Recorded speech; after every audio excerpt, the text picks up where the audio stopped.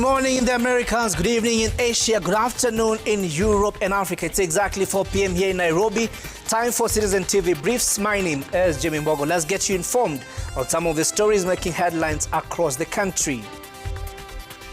Now, an Imam has been arraigned in court for allegedly defrauding a Muslim faithful of more than 700,000 shillings in a botched pilgrimage deal. Ustadh Omar Athman is accused of obtaining 774,000 shillings from Muhammad Salim Balewa by falsely claiming that he would facilitate his participation in the Umrah pilgrimage to Mecca in the Kingdom of Saudi Arabia. Appearing before Chief Magistrate Luka Onyina, Omar denied the charges. The court is set to rule on his bail application on February 10th. He was arrested on Sunday at the Jomo Kenyatta International Airport upon his arrival in the country. Meanwhile, several Muslims from across the country have come forward with similar complaints, alleging that they were defrauded by Omar in a scheme linked to the organization of Hajj and Umrah pilgrimages to Mecca. Yeah, mental stress, paka sasa hivi haja respond kitu. Yeah. Paka sasa hivi tuko na nini, mabag zetu ziko hapo, hata hatuja unpack na alitutumia visa to make it worse. Yeah. So pia I think I may violate visa regulations because hata it is a risk. Sisi tukitaka visa ama kusafiri, I think we'll be denied to get another visa. Supposed to travel on 28th of December. By 27th of December, nothing had happened. Asa nikampelekea message, kambia leo ni 27th, we're supposed to travel tomorrow and you've not told me anything. Unfortunately, he doesn't respond to calls. Shiki simu. So he didn't say anything. So come 28th December, we had all packed. Kila kitu iko tayari, nothing happened. Who will ever think that someone will take an advantage of such an act of such religious act? Who will ever think? We never thought of it. So when this came up, our Ustadh assured us, akatuambia kwamba those are just allegations, it's just our trip is there as planned. Tukaendelea na kupanga na mikakati. So ilipokaribia siku ya safari, Ustadh ikawa hapatikani. Akatuambia baada ile siku ya safari kupita, akatuambia kwamba ile haikuwezekana because of matters visa, because of matters accommodation, lakini we can change the dates. A very unfortunate incident there. Now moving on, a lawyer has moved to court seeking a declaration that the use of State House for partisan political activities is unconstitutional. In the petition filed at the Constitutional and Human Rights Division of the High Court in Nairobi, lawyer Lempa Suyanka argues that public resources have been unlawfully deployed to advance the interests of the ruling United Democratic Alliance Party. The petitioner wants the court to issue orders compelling UDA to reimburse the state for all the costs incurred during political activities held at State House and state lodges. He is also seeking a permanent injunction barring all political parties from holding meetings, forums, or political activities at State House. The petition names the Attorney General, the Controller of State House, UDA, and the President as respondents. Manifesto ni kweli si na nimeona hapa maaspirants wengi ara bruto. All right, and still in the corridors of justice, the High Court has declined to grant bail to police officer Clinzy Baraza in the case of the murder of mask vendor Boniface Karaoke. In its ruling, the court said granting bail could jeopardize the protection of the victim and witnesses, as well as public order and security. Justice Margaret Muigai noted that the family of the deceased has reportedly faced harassment, receiving numerous unsolicited calls and messages. Karaoke was shot in June 2025 during protests in Nairobi and died 12 days later at the Kenyatta National Hospital. The matter will be mentioned on the 17th of this month. All right, moving on now. The United Green Movement Party has intensified its campaign to encourage Kenyans to register as voters in Garissa County. Speaking in Garissa town, the party's presidential candidate, retired Chief Justice David Maraga, criticized the IEBC for failing to take advantage of the available opportunities to register local residents as voters. Maraga called on the commission to visit grassroots areas and places of worship to register all eligible voters. He also dismissed claims that he is a proxy for any politician, saying he will remain in the presidential race until 2027. Wajibu wa serikali ni kupeleka huduma kwa wananchi. Sio wananchi wanakuja kuitafuta. Kwa hivyo IEBC wafanye mipango kamili ya kupeleka huduma kwa wananchi. Sababu hapa hawa ni wafugaji na lazima watafutie mifugo yao chakula. Kwa hivyo ni wajibu wa IEBC kuendelesha hii uandikishaji wa kura iende na waende kila pahali. Tunahamasisha wananchi Kenya yote kutoka county 001 hadi county 047 kitaratibu, urahisi, upolepole, kuambia umuhimu ya kujisajili kura na kuchukua kipande ndo tukue na mabadiliko hii nchi ambaye imeingia kwa mikono ya watu ambaye wameharibu nchi kabisa. In this time where there are scorching doubts, we are not coming to celebrate and dance with the, political tunes. We just came and felt that it's the time we talk to the people, they do some changes. From politics to health matters, where hundreds of community health promoters in Embu County have today held protest over unpaid dues for 4 months from the county government. Now, the workers said some of the unpaid dues date back to 2024, when they were not paid stipends for the months of November and December, amounting to 7.8 million shillings. They said the current pending dues were for the months of December last year and January this year, which are currently being held in banks despite having been released by the county treasury. Led by their chair, Peter Mugo, the CHPs called on the devolved unit to settle their unpaid dues so that they can continue taking care of the health of the communities. Tutoki hapa mpaka pesa yetu tuwekewe. Pesa ambayo iko kwa banki. Si ati gavana hajaachilia pesa, pesa imeachiliwa. Gavana amefanya kazi yake, lakini kuna watu wanakanyangia, na ndio tunataka kujua hiyo pesa imefungwa, kama ni tai inafungwa ikiwa kwa banki. Na kama Mbere South Sub County, sisi tuna arrears ya miezi miwili yenye hatukulipwa na national government.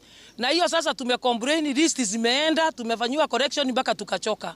Kwa hivyo hata nayo tunauliza tukifanywa hiyo ingine yote, hata hiyo tukumbukwe ifuatiliwe ilienda wapi ili tuweze hata sisi kulipwa.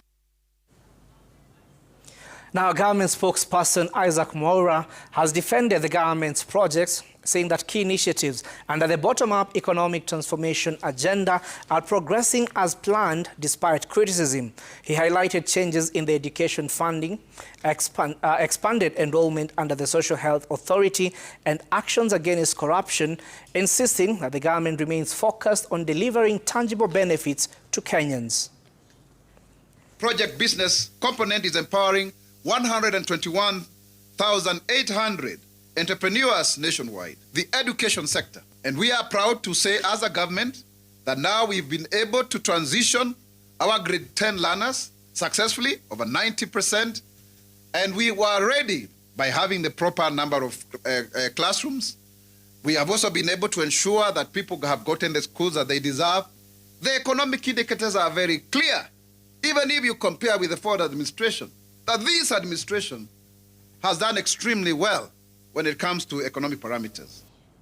Now, Wiper Party leader Kalonzo Musyoka has dismissed claims that the Azimio coalition has collapsed, insisting that the opposition remains strong. While addressing Kenyans in the diaspora at the PCA Baltimore Church in Maryland, USA, Kalonzo said Azimio is alive and continues to play a critical role in checking excesses of the current regime. He also urged Kenyans in the diaspora to register as voters and participate in national decision-making, saying their voices remain crucial in shaping Kenya. Ameanza kurukaruka anasema Azimia. Sasa kama Azimia. Anasema tulinyorosha mapema. I think he was even forgetting. He's trying to talk to Luo Nyanza mpatie support, lakini unachekelea baba na baba amelala, unasema ulimnyorosha.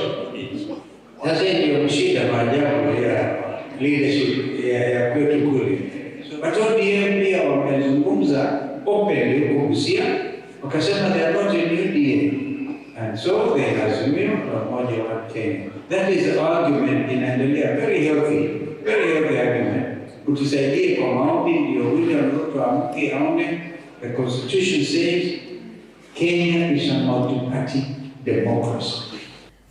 Now, President William Ruto has urged diplomats and international investors to support the government's 5 trillion shillings development plan. Speaking during the New Year diplomatic address, he said that the National Infrastructure Fund and the Sovereign Wealth Fund are a major long-term way of financing major infrastructure projects without raising taxes. We need to generate energy. As you are aware, we have 3,300 megawatts in our grid today.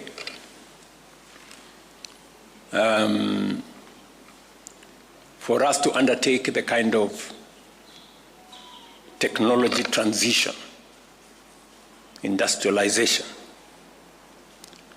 and manufacturing that is necessary for us to move the country to the next level, we need energy. And we have good reserves of renewable energy in geothermal. I think we have capacity of another 10,000 megawatts. We have another 20,000, maybe more, of wind energy. We have a lot more of solar. So we anticipate to generate 10,000 megawatts of energy in the next 7 years. That is the plan. Now from State House to Mandera, where Mandera West Member of Parliament Aden Haji has launched a 43 million bursary fund for the financial year 2025-2026 at Takaba, aimed at easing the financial burden on learners from vulnerable families. The initiative targets students in colleges, TVET institutions and universities, complementing the Mandera County Government bursary program. Speaking during the launch, Had said that no student should be forced to drop out of school due to lack of school fees. He urged beneficiaries to remain focused on their studies. The MP also laid the foundation stone for the Takaba Technical Training Institute. 40 million ya tertiary university version, 3 million ya watoto wetu wale ambao hawako kwa hii county, wale wako secondary schools huko kwa Munyoro na Balibedi. Week itakuwa released. I instruct the committee to make sure that bursaries are paid fairly. Kila mtu ambao ameapply ya hii wetu lazima wapate bursary. Now, Reverend Dr. John Maromba was on Sunday installed as the 8th presiding bishop of the Methodist Church in Kenya. The historic gathering drew thousands of worshippers, clergy and dignitaries, marking a milestone moment for the church. The ceremony featured goodwill messages from the universal bodies and government representatives and prayers for wisdom as the presiding bishop begins his tenure. The event also highlighted the Methodist Church's long-standing contribution to education, healthcare and community development. President Bishop, we always know what are the solutions to the problems that we encounter, and therefore we are empowering our people instead of fighting years on end in our courts that have a huge backlog of cases.